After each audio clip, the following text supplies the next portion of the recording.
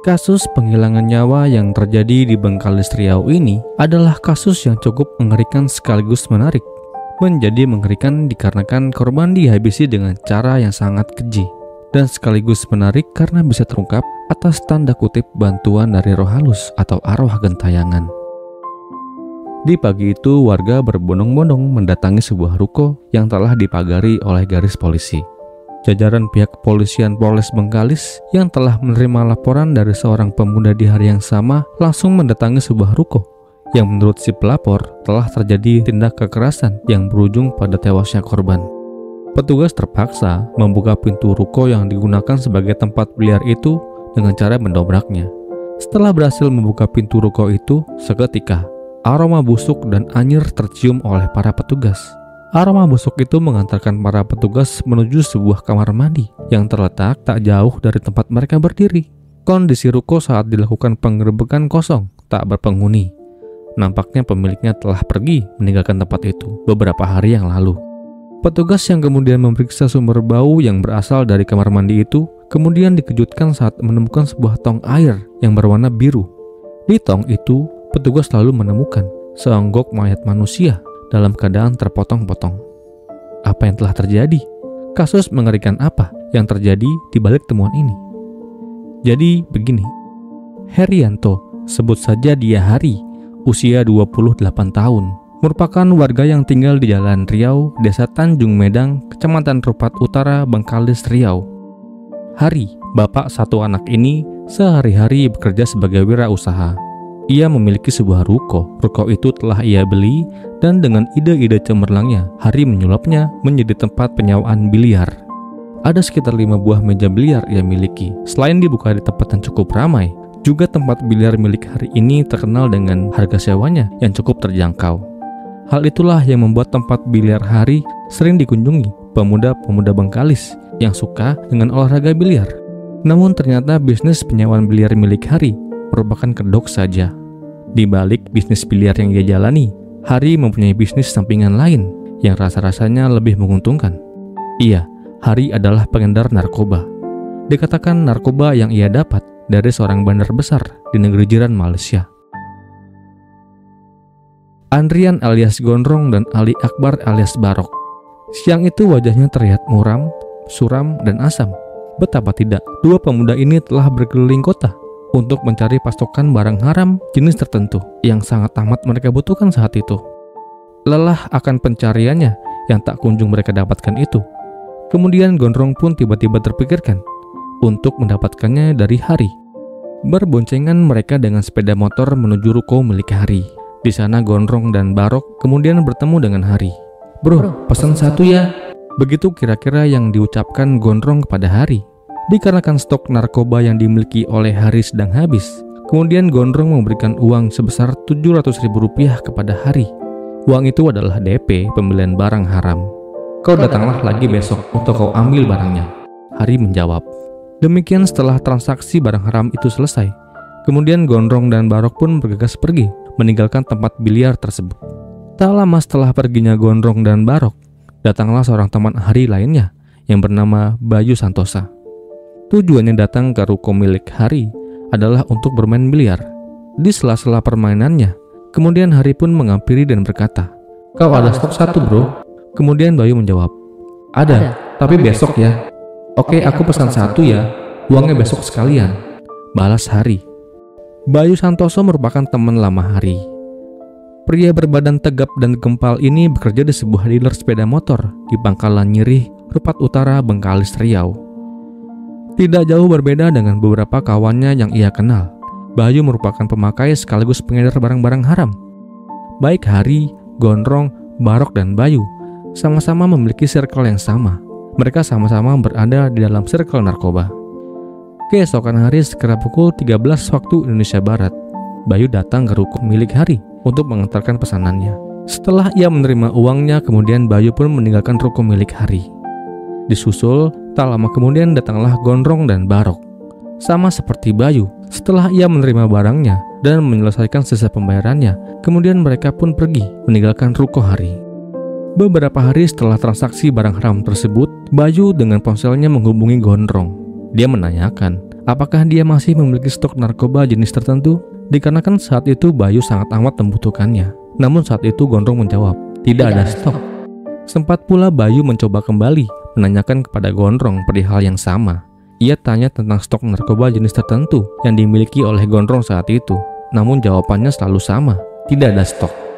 Nampaknya penolakan-penolakan yang disampaikan oleh Gondrong tersebut membuat Bayu Santosa merasa kesal. Ketika rasa kesal itu sudah berada di puncaknya, akhirnya ia pun mengancam akan melaporkan bisnis haram mereka ke pihak yang berwajib. Pembicaraan yang telah terjadi antara Gondrong dan Bayu saat itu membuat Gondrong merasa seakan-akan dalam bahaya. Sebab jika itu benar-benar terjadi, tamatlah riwayatnya. Penjara akan menjadi tempat tinggalnya. Kemudian Gondrong mencari-cari cara bagaimana cara agar dia bisa lepas dari jerat ancaman tersebut. Gondrong tidak mau hidup selamanya dalam ketakutan. Akhirnya ia pun memiliki sebuah rencana untuk bisa terbebas dari ketakutan-ketakutan itu. Dikarenakan rencana itu melibatkan bisnis haram yang dijalankan oleh Hari. Kemudian Gondrong pun menghubungi Hari melalui sambungan telepon. Di dalam sambungan telepon itu, Gondrong menceritakan semuanya kepada Hari, juga tentang ancaman-ancaman yang Bayu sampaikan kepada Gondrong saat itu. Setelah mendengarkan panjang lebar tentang masalah yang sedang dihadapi oleh Gondrong, Hari hanya bilang, "Sudah, cuekin saja, santai saja." Hari tidak peduli. Mendengar tanggapan dingin dari Hari membuat Gondrong semakin bingung. Nampaknya Gondrong ini merupakan sosok pria yang overthinking, yang selalu melebih-lebihkan sebuah masalah yang belum tentu secara pasti akan terjadi di masa depan. Ya, begitulah Gondrong. Jumat 24 Maret tahun 2017, sekira pukul 21 waktu Indonesia Barat, Gondrong kembali menghubungi Hari. Dia menawarkan untuk bersama-sama dengan Hari dan Barok berpesta barang haram di ruko milik Hari. Hari pun setuju dan Barok pun ikut. Akhirnya singkat cerita berkumpullah mereka di ruko milik Hari. Gondrong kemudian mengeluarkan beberapa paket yang berisi barang haram dari kantung celananya. Barang haram itu kemudian diset sedemikian rupa dan terjadilah pesta meriah di ruko itu. Di sela-sela pesta meriah tersebut, Gondrong kembali membahas masalah ancaman Bayu tempo hari lalu. Di saat itu juga, Gondrong menjabarkan secara detail ancaman-ancaman yang Bayu sampaikan kala itu. Ia juga menyampaikan bahwa jika polisi sampai tahu, maka otomatis mereka akan berakhir di penjara, dan itu sungguh menakutkan. Nampaknya Hari dan Barok serius menanggapi presentasi yang Gondrong sampaikan di malam itu. Dan di malam itu terbentuklah sebuah rencana untuk menghabisi nyawa Bayu Santosa. Sesuai rencananya, Harilah yang akan menghabisi Bayu dengan pisau yang ia miliki, yang kemudian ia ambil dari kamarnya. Sementara itu tugas Gondrong dan Barok adalah membantu Hari untuk membuang jasad Bayu setelah berhasil dieksekusi. 2 bilah pisau runcing dan tajam Hari siapkan. 1 bilah ia simpan di kamar mandi, sedangkan 1 bilah lagi ia simpan di lubang meja biliar. Setelah sepakat akan rencana dan alat yang dipakai, maka diundanglah Bayu untuk datang menghadiri pesta di malam itu. Gondronglah yang menghubungi Bayu dari ponselnya. Tak lama Bayu pun datang ke toko milik Hari dengan menggunakan sepeda motor Honda Supra tanpa nomor polisi. Ia pun kemudian masuk dan tak lama kemudian pintu ruko pun dikunci. Tanpa curiga Bayu pun duduk di kursi yang telah disiapkan. Kemudian ia pun terlena di meriahnya pesta malam itu. Di tengah pesta narkoba yang sedang berlangsung, Hari kemudian menuju kamar mandi. Dari sana, ia mengambil sajam yang telah disiapkan sebelumnya. Kemudian ia pun berjalan perlahan menuju arah Bayu yang sedang teler itu. Lalu dengan sekuat tenaganya, Hari kemudian menikam sajam itu ke punggung Bayu. Dikarenakan berbadan tegap dan gempal, hal tersebut tak langsung membuat Bayu tumbang. Alih-alih tersungkur di lantai, Bayu malah berdiri dan sempat melawan Hari. Namun perlawanan Bayu tentu saja tidak akan maksimal, karena selain ia terluka, Hari juga dalam keadaan setengah sadar akibat dari efek narkoba yang sedang ia konsumsi. Di tengah limbungnya Bayu, Hari kemudian kembali menusukkan sajam itu ke wajah sebelah kiri korban. Tusukan di wajahnya membuat Bayu kemudian makin sempoyongan. Tak lama kemudian, Barok menahan badan Bayu yang tegap itu, dengan maksud agar tubuhnya tidak jatuh ke lantai. Lalu Andrian alias Gondrong mengambil sajam yang disembunyikan di lubang meja biliar. Kemudian ia juga menikamkan pisau itu ke leher Bayu 1 kali. Noda merah tak lama berlumur di wajah, leher, dan punggung Bayu. Bayu sempat berteriak minta tolong tengah upayanya menahan sakit akibat hujaman benda tajam yang menembus tubuhnya tersebut. Akibat teriakan tersebut, membuat Gondrong dan Barok pun menjadi ketakutan. Bukannya malah membantu Hari untuk mengatasi Bayu, keduanya lalu membuka pintu ruko dan kemudian mereka melarikan diri, meninggalkan Hari dan Bayu dalam keadaan sekarat saat itu.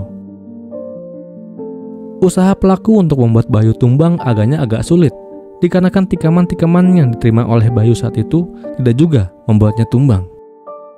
Malah ia sempat mengambil sajam yang ditinggalkan oleh Gondrong. Dengan sajam itu, Bayu sempat melawan Hari.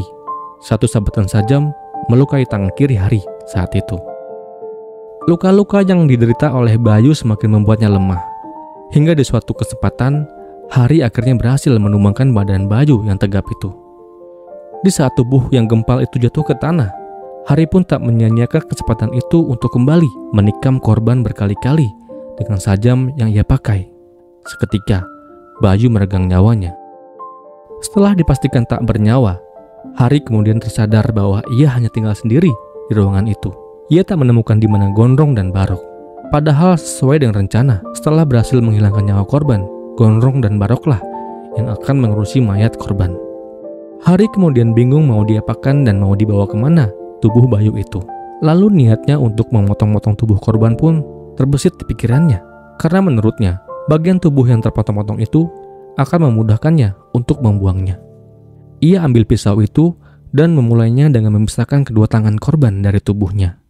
Kemudian dilanjutnya dengan memisahkan kedua kaki korban. Kaki-kaki korban yang telah terpisah itu kemudian ia bagi menjadi dua bagian. Tak berhenti sampai di situ. Setelah ia berhasil memisahkan kepala korban dari tubuhnya, Hari kemudian membelah tubuh korban menjadi dua bagian. Selesai menjagal, kemudian ia ambil beberapa plastik sampah besar dan sebuah koper dari kamarnya. Bagian kepala, tangan, dan kaki ia masukkan ke dalam kantung plastik besar, sedangkan potongan tubuh ia masukkan ke dalam koper. Potongan-potongan tubuh yang telah terbungkus plastik yang terbagi menjadi 3 bagian itu ia masukkan ke dalam sebuah tong air besar berwarna biru. Tak lupa koper yang berisi tubuh, ia turut memasukkannya ke dalam tong air tersebut. Kemudian setelah pagi menjelang, ia pun kemudian bergegas pergi bersama anaknya, meninggalkan ruko dalam keadaan terkunci. Ia melarikan diri ke Jakarta. Gondrong dan Barok, kedua penjahat nanggung ini juga sedang berupaya melarikan diri. Keduanya melarikan diri ke arah hutan belantara. Di tengah pelariannya, Gondrong dan Barok pun berpisah. Dikarenakan Barok memutuskan untuk lari keluar pulau, sedangkan Gondrong memilih untuk tetap berada di hutan belantara. Di dalam hutan belantara, ia bertahan dengan seadanya. Ia berbaring di rindangnya pepohonan, bersandar di lebatnya semak belukar, dan berdiam di lembabnya lantai hutan. 3 hari 3 malam, ia menjalani pelariannya seorang diri. Suatu malam ketika ia sedang bersandar di sebuah pohon yang cukup besar, tiba-tiba Gondrong mendengar suara samar-samar memanggil namanya. Suara minta tolong itu makin lama makin jelas ia dengar. Ia kenal dengan suara itu. Suara samar-samar yang terdengar itu merupakan suara Bayu Santosa, kawannya yang beberapa jam lalu baru saja dipanggil oleh Sang Maha Kuasa. Di hutan itu juga Gondrong dihantui arwah Bayu Santosa yang dilihatnya secara jelas. Sungguh, hal tersebut membuat nyalinya ciut. Ia tak tahan, ia takut, ia harus pulang. Selama 3 hari pelariannya, ia pun kembali pulang. Segera, ia menemui kerabatnya di hari yang sama. Kemudian, keduanya mendatangi Polsek Rupat Utara. Maksud Gondrong mendatangi kantor polisi adalah untuk melaporkan kejadian yang baru saja ia alami, tepatnya 3 hari yang lalu. Ia katakan bahwa telah terjadi peristiwa penghilangan nyawa di sebuah ruko di Jalan Riau, dan Harilah pelaku tunggal dalam kejadian tersebut. Laporan tersebut segera ditindaklanjuti oleh pihak polisian. Tak lama tibalah pihak polisian di depan ruko milik Hari. Pintu ruko yang terkunci itu kemudian dibuka secara paksa oleh pihak polisian. Ruko nampak sepi, seperti tak berpenghuni. Saat itu bau busuk menyengat tercium dari arah kamar mandi. Segera polisi mendatangi sumber bau itu. Ternyata bau itu berasal dari sebuah tong air besar yang berwarna biru. Setelah diperiksa, terbongkarlah semuanya. Polisi menemukan potongan-potongan tubuh Bayu Santosa di dalam plastik dan beberapa di dalam koper. Segera polisi memburu Hari, si pemilik ruko tersebut. Tak lama kemudian, bertempat di apartemen Teluk Intan Tower Topaz lantai 8 Jakarta Utara, unit Jatantras Polda Riau berhasil menciduk Hari tanpa perlawanan. Hari pun digelandang ke Polda Riau untuk diperiksa lebih lanjut. Ia pun mengaku bahwa ialah yang memotong-motong tubuh Bayu, dan ia juga menceritakan secara detail bagaimana korban Bayu dihabisi, dan terbongkarlah sandiwara busuk Gondrong. Dari pengakuan tersebut, Gondrong yang awalnya berstatus sebagai saksi, kemudian naik statusnya menjadi tersangka. Gondrong telah memperalat Hari untuk melakukan sebuah kejahatan keji. Tak lama setelah penangkapan Hari dan Gondrong, petugas juga berhasil meringkus Ali Akbar alias Barok di Deli Serdang, Sumatera Utara tanpa perlawanan. Persidangan yang digelar oleh Pengadilan Negeri Bengkalis kemudian memvonis Andrian alias Gondrong dengan hukuman seumur hidup. Ali Akbar alias Barok tidak diketahui vonis apa yang dijatuhkan. Lalu Haryanto alias Hari diganjar dengan hukuman mati. Vonis yang dianggap terlalu berat membuat Gondrong dan Hari melakukan banding. Banding diterima, hukuman Gondrong berubah menjadi 20 tahun. Sedangkan Hari berubah menjadi seumur hidup. Dan itulah akhir kisah lika-liku pertemanan sebuah circle yang tak sehat. Dan kisah ini pun berakhir